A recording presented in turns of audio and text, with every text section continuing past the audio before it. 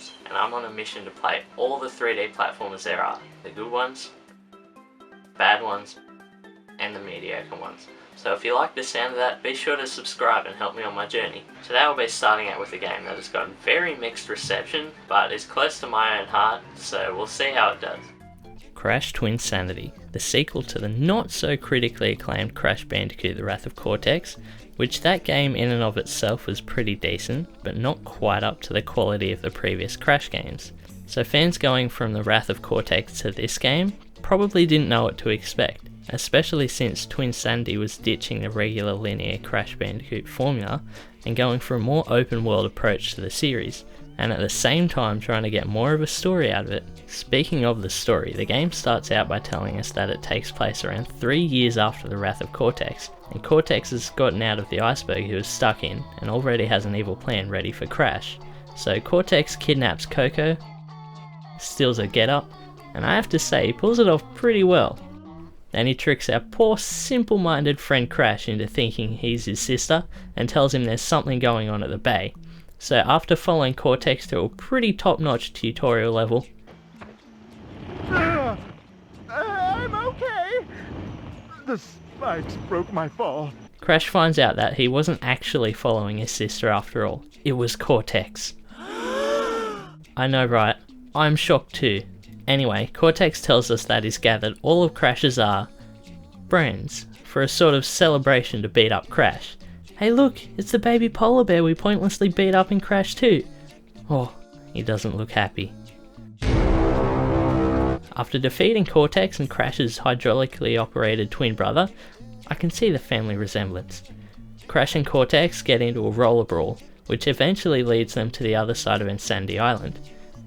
All of a sudden, a zipper straight from space come these two birds calling themselves the Evil Twins, and tell Cortex and Crash how they're going to destroy their island along with everyone on it, and steal Cortex's brain. Then Cortex runs off in a fit of depression and gets attacked by some humble bumblebees. Oh no, Cortex, I don't know if you know this, but there's a bear chasing you. It's okay, I've got this. I'll squash it with this spiky rock thing.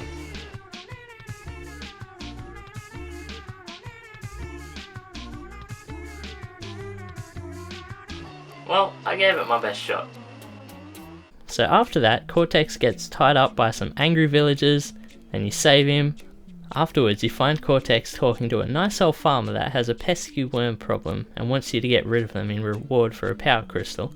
And Cortex just kills him dead and takes his power crystal. I'm an evil scientist. What do you expect? This isn't a game. Wait, what did you just say? This isn't a game. It all makes sense now.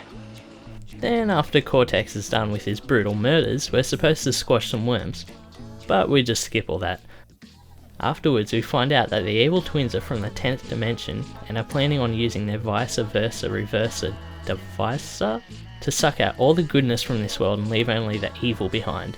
So Crash and Cortex head off to go to Cortex's lab, but he can't get in because he's behind on his rent because apparently Wrath of Cortex didn't sell as well as he'd hoped. No, that's actually what he says in the game. And him being behind on his rent means that his penguin landlords aren't happy. I mean really Cortex, this is why you don't rent off of penguins with rocket powered bombs strapped to them. Anyway, Cortex goes on another murder spree killing all the penguins he can find. Next, Cortex decides to go to Madame Ambly's Academy of Evil to get the help of his niece, Nina Cortex. But before we meet Nina, we roll Cortex around in a pipe, then find our good old bud Dingodile. Rumour is you two chumps have got your mitts in some treasure, and I want a piece of that pie. I have no idea what you just said. And apparently Cortex is so racist that he can't understand true Australian language. So let me bring in subtitles for Dingodile so anyone outside of Australia can understand. Rumour is you two chumps have got your mitts in some treasure, and I want a piece of that pie. I have no idea what you just said. Then I beat up Dingodile for being too much of a true Australian.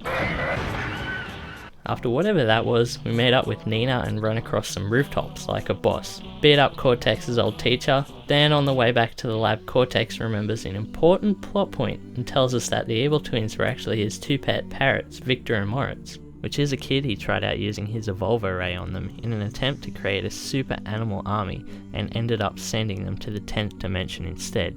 Which leads us up to why they hate him. I mean, the birds have a fair point. After collecting up enough power crystals to power up Cortex's Psychotron, he's able to transport everyone to the 10th dimension, and when they get taken to the 10th dimension, Cortex stumbles into evil Crash, which then swiftly snatches up Nina and runs off with her, so Crash and Cortex chase after him. Also, it looks like Nina just doesn't care at all about anything that's going on right now. Also, Cortex says something about Nina being his daughter, but nothing is explained further about that at all, so just disregarding that little slip of the tongue, we chase after evil Crash and have a Tony Hawk's Pro Skater battle to see who can do the best grinds on their Cortex family member. After finding evil Crash at his evil house, Cortex offers himself to evil Crash in exchange for Nina. So being the nice guy evil Crash is, he takes the offer and runs after Cortex. And Nina still just doesn't care about anything that's happening around her. Then we meet up with Cortex. He's still being chased by evil Crash, just the way we left him. Wait, Cortex, he's not chasing you anymore. You can calm down. Evil Crash is just stuck back there having a seizure. So after Cortex runs away from nothing, we go and play with some balls. Then we find ourselves at the front door of Victor and Moritz's stronghold of evil, which, after we do some colourful time-based parkour, kill a few lightsaber-wielding space ants, and play with even more balls, we've made it to the treasure room. Oh wait, I forgot to mention that Cortex and some of the other bad guys, including Engine, and Brio, and Trophy, were also searching for a treasure inside of the Evil Twins lab, didn't I? Whoops. Anyway, Cortex says that the gems are stolen property from Spyro? Look, it's Spyro! Spyro's here and everything. After that, we're at the end of the stronghold and find Victor and Moritz sitting upon their throne. So they start telling us how life sucked in the 10th dimension for them, blah blah blah. So Cortex, being the assertive dominant male he is, tells them to get back into their cage. And what do you know? They do. But it turns out the cage is actually a transformer and transforms into a giant cage robot thing. And here starts the end boss fight, which I have to say I really enjoy every time I play it, especially this time because I one-shotted the whole thing. In the fight itself you get to play as Nina, then Cortex, then Crash in the Mecha Bandicoot suit, which is really fun. I'll also take a second to talk about the music in the game. It's all a cappella, so no instruments were used. I think this music works really well for this game. It's definitely different from the previous Crash Bandicoot music, as in the music probably wouldn't work in any of the original games, but still feels like it suits this game really well. After you defeat Victor and Moritz, they run off to Evil Crash's house, and he pretty much eats them.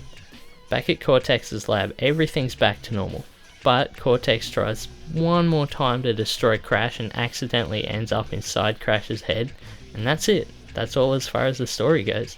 And honestly, the game itself was quite short. I was able to finish it all in about 2.5 hours, but it's still very enjoyable. And if it's your first time playing the game, it'll probably take about 4 hours to finish. So now that I've covered the story, I'll go over to the gameplay and tell you what I think. In Crash Twinsanity, there are 3 characters to play as. There's Crash, of course, which is pretty much the same as always, except he has his double jump from the start of the game, but doesn't get any of the crazy power-ups you could get like in Crash 3 and the Wrath of Cortex. I personally think the controls and the way Crash moves in this game feels really precise and smooth, like you're not fighting with the controller, which gives all the Crash sections a really good flow. He's got his body slam and his slide jump to help out when needed, but in total Crash sort of feels basic in a way, but the game's set up that you're not going to need any of those extra moves. Whenever you and Cortex have to work together, you get to use Cortex in different ways. There's Roller Brawl, which is when Crash and Cortex are fighting and allows you to roll around like a ball. And sometimes Crash and Cortex will fight over a power crystal, so you get to run around with Cortex behind you where you're able to throw Cortex around, flip switches and get gems that you can't reach without him. But I just had more fun throwing Cortex off of ledges into the void. There's also the humili-skate sections of the game where you'll be using Cortex as a snowboard to slide down an icy mountain or a volcano, which are pretty decent sections that are short and don't overdo their stay.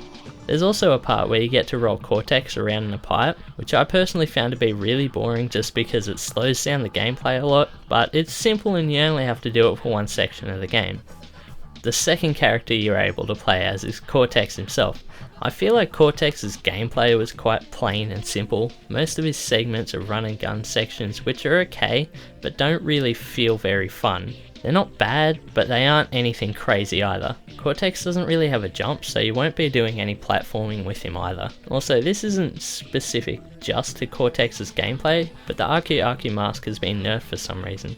In the older games, once you got 3 Arcu masks, you gained invincibility for a short while, and you could walk through nitro crates. But in this game you die instantly whether you have the mask or not. Now that's something very minor, but I couldn't find anything else to say about Cortex's gameplay. So in a nutshell, Cortex's gameplay is run and gun, somewhat basic, and Cortex can slide on his face. Also this. And the third and final character you play as is Nina. I'll start off by saying that I really enjoyed all of her gameplay sections. She sort of hops and skips around the place like the cutesy little schoolgirl she is. She has 2 attacks that she can use. One is a spin, pretty much the same as Crash's, and the second is a long range punch where she shoots out her robot fist in whatever direction you're facing. She can also use her robot hands to grapple around the place, which is pretty cool. The whole atmosphere when you play as Nina just feels really great as you grapple across from rooftop to rooftop. Besides Crash himself, Nina is really fun to play as because her gameplay feels similar enough to Crash's controls that it's really fun to play as Nina. Now that I've covered most of the game, I want to cover a deeper subject. Warning, the content I'm about to show you might shock you. In this game, you murder so many innocent creatures. You kill monkeys, chickens, crabs, fish, mice, beetles, worms, and even humans. I think there's a deeper picture that everyone else just hasn't picked up on about this game.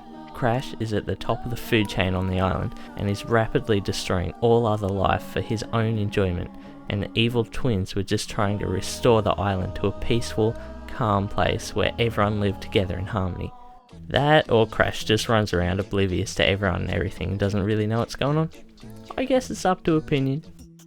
In Twinsanity, sometimes the game can feel like things end or start very abruptly and as if things are missing or just unexplained. Well, the game was originally going to have way more content, but due to time constraints, the game was pushed out the door and tons of things were cut from the final game, including levels like Gauntlet Coco, where after getting hit by the Psychotron, you go into Coco's mind while playing as Cortex. There are some images of enemies from the level along with a 3D rendered image of the level.